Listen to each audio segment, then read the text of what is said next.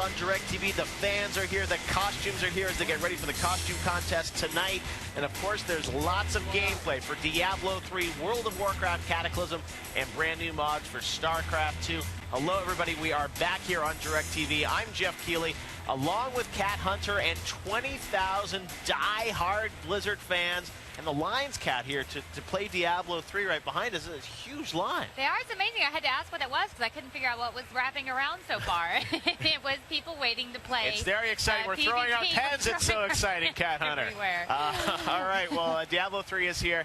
Obviously, the brand new Demon Hunter class is playable. It looks like everyone, from what I can see, is playing that class. And that was just the Diablo 3 gameplay panel where Jay Wilson sort of talked people through some of the new changes that they're doing to Diablo 3. They keep doing those panels every year, and no one got to ask questions because they were running a little late. So hopefully we're going to get Jay here on stage, and people can ask him the questions they wanted right here live on stage. We definitely are going to be able to do that. And what they're probably trying to do is make up for the time lapse of the fact the opening ceremonies went a little late, so they had to cut Q&A off this one. But there is definitely going to be more developer information that will be available on the other panels, and you can watch it on any channel that we have.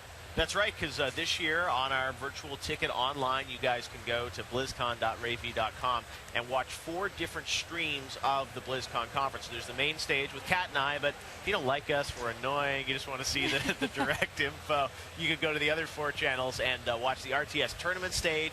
You can also watch the World of Warcraft stage. And then there's also another stage for a bunch of other panels that are going on. But on our main channel here, we've got a lot of great interviews. And coming up in this half hour, the man who started Blizzard, along with 2 other folks, Mike Morheim, will be here live on the stage. So if you guys have questions for Mike, send them to us on Twitter. Cat Hunter is at Cat Hunter, and I'm at Jeff Keighley. Easy to remember, and we'll get those questions in front of Mike to hear what's happening from Blizzard in the future. It's always fun to have him here. It is, and we're glad to have him here, and I'm excited to hear his impression of what's happened over Blizzard over the last year, because we've seen a little bit of the segments, but I want to hear straight from him, so we're excited. Well, Mike will be here in a little bit, but right now we're going to hear straight from Paul Sams, another executive at Blizzard, and he's going to tell you some interesting facts and figures about BlizzCon 2010. Paul Sams, take it away.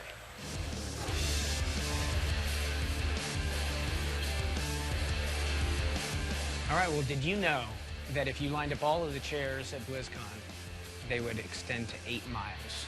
I bet you didn't know that BlizzCon takes about 850,000 square feet to accommodate all of the guests as well as all of the different events. That's about the equivalence of 550 homes. Did you know that if you took all the trusses at BlizzCon and you stacked them all up, it would be the equivalent of 7.5 Eiffel Towers? Did you know that it actually takes over 500 Blizzard employees, actually 525 to be exact, to run this huge show? Did you know that over 4,000 hotel room nights are required for BlizzCon? That's over 10 years of hotel room nights. Imagine what you could do with that amount of time at a hotel. A good one. Did you know that a quarter of the lighting technicians that are working at BlizzCon right now are folks that actually play World of Warcraft? Did you know that over 25 miles of cabling is being used for BlizzCon's lighting and power? Did you know that if you walked from Hall A to Hall D and back, that's a half-mile walk? And did you know that was the last fact? So now, let's get back to BlizzCon. Well, thank you, Paul Sams. It's imparting a little knowledge. It's amazing to hear about all the things that go into making BlizzCon, because I think people see it here and they think it's phenomenal. Some outside company makes it. The great thing is that Blizzard actually, devotes a lot of resources to building this for their fans, and everyone at Blizzard is intimately involved in making this happen, right? They are, and did you know that everyone gets here on Monday and they start setting up for BlizzCon, and there's over 500 Blizzard employees that help put this show on, and it's absolutely, it's a huge part of the resources that are devoted every year to Blizzard's time is actually put into this show, which speaks a lot for how important the community is. Absolutely, and the great thing is they always bring new playable software here for the fans to get to play, and folks are playing Diablo 3. They're also playing StarCraft 2, a bunch of new mods we'll be going through over the next few days, and also World of Warcraft Cataclysm, which has been in beta, but the fans here are getting another sneak preview of it before it comes out on December 7th at the end of the year, Cat. Although the 4.01 patch is now out for World of Warcraft, which is sort of previewing some of the changes that are coming, right? It is. I mean, they do this every time they launch a new expansion, is they put all of the class changes in, and they put them in probably, you know, now we're about 2 months before the game comes out. And that's their chance to tweak all the classes, play with all the abilities, and make sure that everything's right by the time the game launches. So right now, there's a little bit of chaos going on. Little controversy, Little right? controversies, but they're definitely showing that they're committed to making this completely different and changing the whole world. All right, well, World of Warcraft's getting a reboot on December 7th, and we'll be hearing a lot more about that over the next few days, especially with the panels. Well, right now, out in the field, we've got our roving reporter, JoJo Chen, and she is checking in with Corey Jones, and Corey has something very cool that he's working on, some trading cards tied to Blizzard. JoJo, what's going on? Thanks so much, guys. I'm here at the Cryptozoic booth at BlizzCon with a very distinguished gentleman, one of my favorite people, Corey Jones. Now, Corey, you've been busy over the past year or so, you know, doing some really cool stuff, founding new companies. What can you tell us about that? Yeah, absolutely. We're very busy. We're excited. Cryptozoic just started 7 months ago. We actually are taking over the World of Warcraft trading card game and making sure that it remains amazingly high quality, that the art, the design, all of the organized play that wraps up around the World of Warcraft trading card game is as good as it's ever been or better. That's really the goal. So it's exciting to have Cryptozoic be so closely connected to Blizzard. I mean, we're right across the street from Blizzard, and it's really a great relationship, and the TCG, the trading card game, is getting bigger and bigger, and we're really happy about that. Awesome. Well, you know, I'm a TCG player myself, and I am really excited to see all the success that you guys have had. And, you know, it really is a company built by fans for the fans. And so I wish you guys lots of continued success in the future as well. And speaking of the future, can you give us a little sneak peek about some of the products that you're going to be releasing? Absolutely. So the next big set coming up for us is in November, and that's the World Breaker set, which is going to time right in with Cataclysm. So the TCG is finally getting to a place where the thematics in the game are actually launching right around the changes that actually occur in the MMO. So that's pretty exciting for us, and we have things like the new the dragons are coming into the game, the elementals. So we've got some pretty exciting stuff coming up in the next launch, and we also, of course, have the really sexy loot. So that's going to be, I think, a lot of fun as well. Very cool. So the content will now be synced up with the MMO. And a couple other things that I wanted to mention, too, is that you guys have some events coming up, some tournaments for the players. Can you tell us a little bit about that as well? Absolutely. So we've done a great job ramping up all of the organized play, all the tournaments that surround the World of Warcraft trading card game. We have in November a Dark Moon Fair in Anaheim, and we have Dark Moon Fairs launching all around the world. We have more organized play than ever for the World of Warcraft trading card game, and we're excited to keep growing that community and continuing to give away hundreds of thousands of dollars in prizes. It's a really great community. I recommend everyone to come out and give the game a try. You know, there are families there, people in costumes. It's a very open, friendly environment, and I think everyone who comes out really has a great time. And we love to teach new people how to play. And go into the World of Warcraft, the WoWTCG.com website. Absolutely a great way to find out where you can find a tournament. So again, www.cryptozoic.com. Thank you so much, Corey, for being here with us today. Back to you guys at the desk. Thank you, JoJo. All right, well, thank you very much, JoJo. She's running around this place, and one thing that we'll show you over the next few days is there are a lot of cool exhibitors. There's obviously the Blizzard store here. There is. Where a lot of fans, you pre-order your items now. Like there's 48 hours beforehand. You have to pick what you want, and you can come buy other things here, right? Well, it's actually 3 weeks beforehand. The sale runs for 48 hours. And actually, one thing that is different this year for all the DirecTV viewers out there is that you will be able to participate in a post-BlizzCon store sale. So be checking your email for information, and they will send you a link, and it is going to happen the end of next week, and it will last for 7 days. We are hooking people up. That's right. Because you get the in-game Deathy Pet, right? Mm-hmm. You get the in-game Deathy Pet, you get the StarCraft decals, and now you're able to shop at every item that's in the BlizzCon store. That's a pretty good deal. Pretty good deal. But things sell out incredibly quickly, right? They do sell out pretty fast. We had a pre-sale for everyone who bought the DirecTV feed very early in advance, and they had the first chance at all the items. So the things that are left over, and definitely all the T-shirts and posters, are going to be available for everyone.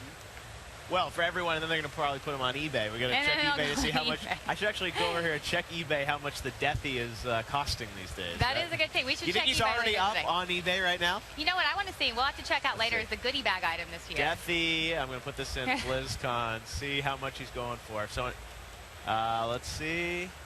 I don't know if I see him yet. Maybe a little bit like the people are still here. You got to give them a couple hours to get back. We're going to check that tomorrow, Cat Hunter, and see if people are still putting their Deathy up there. Well, there's a lot of great stuff coming up. We've got Mike Morheim, the CEO of Blizzard, who will be joining us shortly to tell us about the future of Blizzard. So go onto Twitter and send questions to @CatHunter and @Jeff Keighley. If you have a question for Mike, we'll get it in front of him. You also get to be on TV, which is pretty fun. But right now we're going to talk about something very cool that Blizzard did for the launch of StarCraft 2. Fans have been waiting a decade for this game. Well, this summer they partnered with Korean Airlines, and StarCraft is pretty big in South Korea, to do something amazing. They actually wrapped a 747 jumbo jet in StarCraft 2 art, and we've got that to show you right now. On June the 24th, Blizzard Entertainment and Korean Air unveiled the first StarCraft 2 airplanes.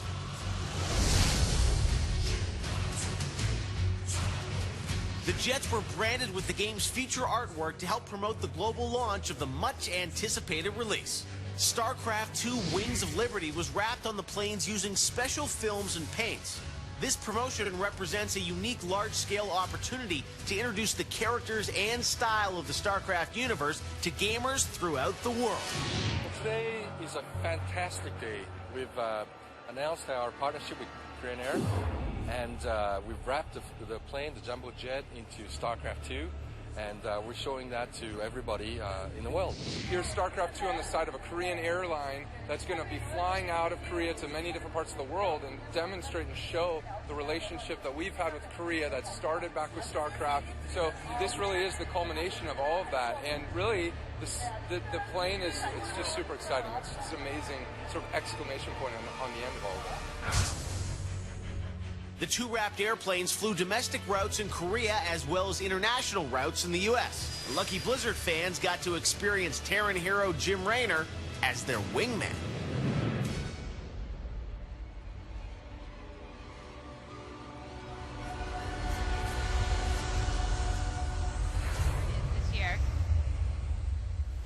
Well, that was a pretty epic launch for StarCraft 2 this summer. Obviously one of the best games of the year, and also the best-selling PC game of the year, and the fastest-selling real-time strategy game of all time. So a big success for Blizzard.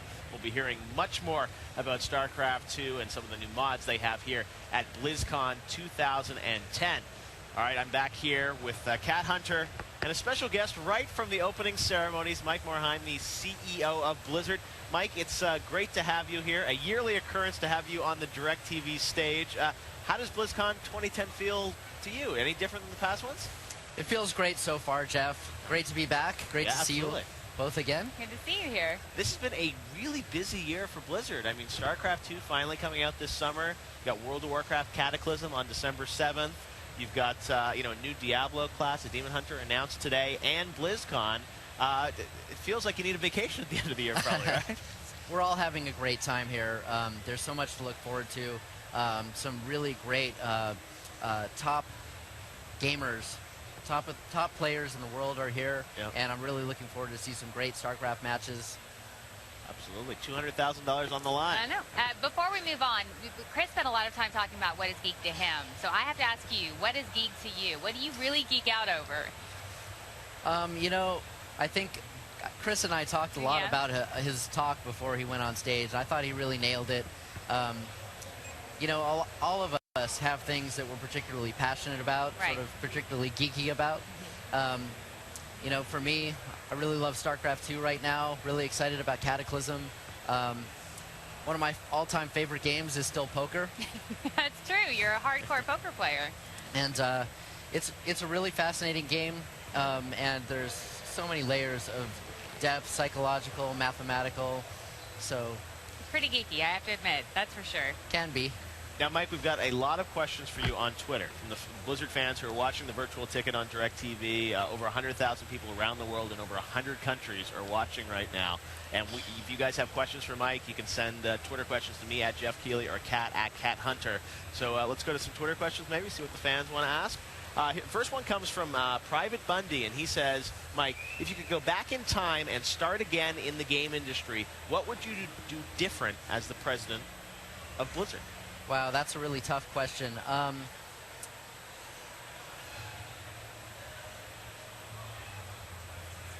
It's so hard to